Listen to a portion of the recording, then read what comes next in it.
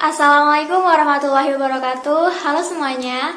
Sebelumnya perkenalkan, nama saya Nada Syifa dari kelas 11 akuntansi di sekolah SMK IT Darussalam Batam.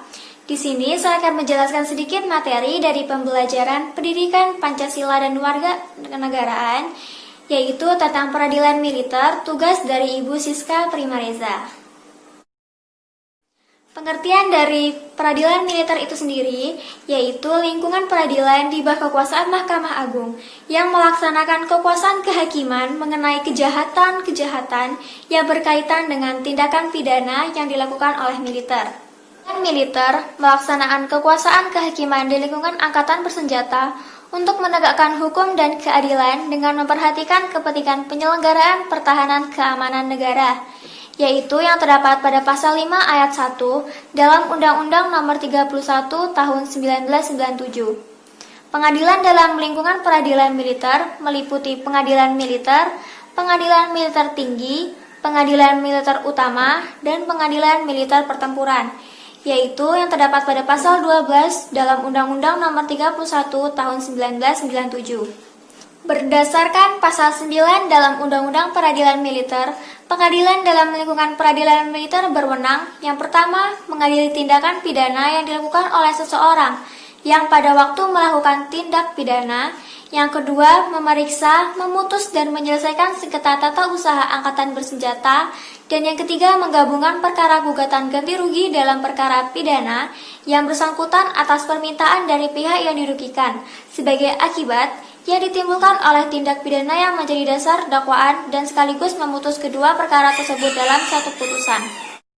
Baik, kita akan bahas jenis dari peradilan militer, antara lain yang pertama, pengadilan militer. Pengadilan militer merupakan pengadilan tingkat pertama bagi perkara pidana yang terdakwanya merupakan tingkat kapten atau di bawahnya.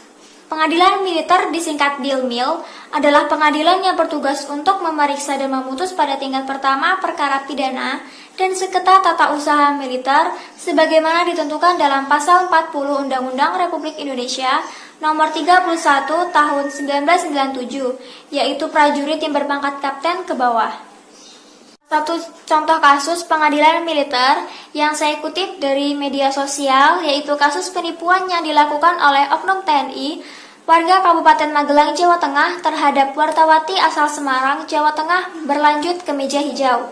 Dalam persidangan itu, auditor militer membacakan kronologi awal kasus penipuan yang melibatkan oknum TNI dan wartawati, di mana kasus tersebut bermula saat keduanya berkenalan pada Juni tahun 2017 hingga menjadi penipuan yang merugikan wartawati hingga 90 juta rupiah. Selanjutnya yang kedua, yaitu pengadilan militer tinggi. Pengadilan militer tinggi sebagai pengadilan tingkat banding untuk keputusan pengadilan militer sekaligus pengadilan tingkat pertama bagi perkara pidana yang terdakwanya merupakan tingkat mayor atau di atasnya. Tugas dari pengadilan tinggi yaitu bertugas dan berwenang mengadili perkara pidana dan perkara perdata di tingkat banding. Pengadilan tinggi juga bertugas dan berwenang mengadili di tingkat pertama dan terakhir sengketa kewenangan mengadili antar pengadilan negeri di daerah hukumnya. Salah satu contoh dari pengadilan tinggi yaitu Pengadilan Tinggi DKI Jakarta atas kasus Ratna Sarumpait. Mengadili menyatakan terdakwa Ratna Sarumpait telah terbukti secara sah dan meyakinkan bersalah melakukan tindakan pidana, menyiarkan pemberitaan bohong atau hoax dengan sengaja dan menyebabkan keonaran di tengah masyarakat. Hakim menyatakan Ratna telah berbohong ketika mengaku dipukuli orang di Bandung, Jawa Barat. Padahal Ratna menjalani operasi perbaikan muka dengan Dr. Sidik Setia Miharja dari Rumah Sakit Bina Estetika. Yang ketiga yaitu pengadilan militer utama atau yang dikenal dengan singkatan Dilmiltama. Pengadilan militer utama yaitu pengadilan yang memeriksa dan memutuskan tingkat banding, perkara pidana, dan sengketa tata usaha militer yang telah diputus pada tingkat pertama oleh pengadilan militer tinggi. Daftar pengadilan militer di bawah pengawasan pengadilan militer utama yaitu Pengadilan Militer Tinggi 1 Medan, Pengadilan Militer Tinggi 2 Jakarta, dan Pengadilan Militer Tinggi 3 Surabaya. Dan yang terakhir yaitu Pengadilan Militer Pertempuran. Pengadilan ini memutus pada tingkat pertama dan tingkat terakhir perkara pidana yang dilakukan oleh militer atau yang dipersamakan. Terima kasih, mungkin cukup sekian materi yang bisa saya sampaikan dan saya share ke teman-teman semuanya.